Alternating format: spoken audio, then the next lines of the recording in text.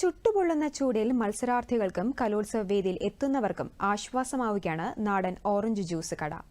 Central സ്റ്റേഡിയത്തിന് സമീപത്തു നിന്നുള്ള കാഴ്ചകളിലേക്ക്. ചുട്ടുപൊള്ളുന്ന വേനലിൽ ഒരാശ്വാസമായി നാടൻ ഓറഞ്ച് ജ്യൂസ്.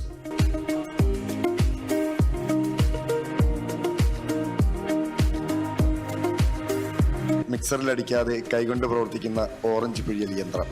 കലോത്സവ നഗരിക്ക് പുറത്ത് നാടൻ ഓറഞ്ച് ജ്യൂസ് കുടിക്കാൻ ഇടയ്ക്കിടെ എത്തുന്നവർ നിരവധിയാണ്. ഇന്നലെ കഴിച്ചു, ഇന്നലെ കഴിക്കാൻ നിൽക്കുന്നു. വളരെ നല്ല ആശ്വാസമാണ് ഇത്.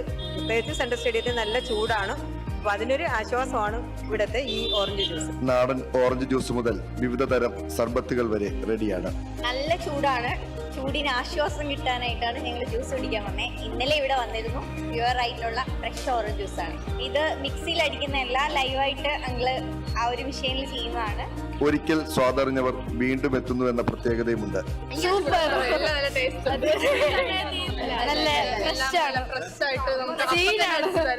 നല്ല ഉന്മേഷം വരുന്നുണ്ട്. ഗ്രേപ്പ് ജ്യൂസ് ഇത് കുടിച്ചിട്ടാണ് ബാക്കിയുള്ള ടീമിനെ പോയി പിന്നെ റിഫ്രഷ്മെന്റ് ഉണ്ട്. കലോത്സവമായിട്ടും കച്ചവടം കുറവാണെന്ന പരാതിയും കേട്ടു. കലോത്സവ കച്ചവടം നമുക്കില്ല, നമുക്ക് ഇവിടങ്ങളിലുള്ള കച്ചവടമേ ഉള്ളൂ. നമ്മൾ ഡെയിലി ഓഫീസിലുള്ള കച്ചവടമേ ഉള്ളൂ. ഇപ്പൊ മാർക്കറ്റ് വില 65-85 രൂപ വിലയുണ്ട്. ഇന്നത്തെ മാർക്കറ്റ് 85 രൂപ വില. നാടൻ ഓറഞ്ച് ജ്യൂസിന് 70 രൂപയാണ്.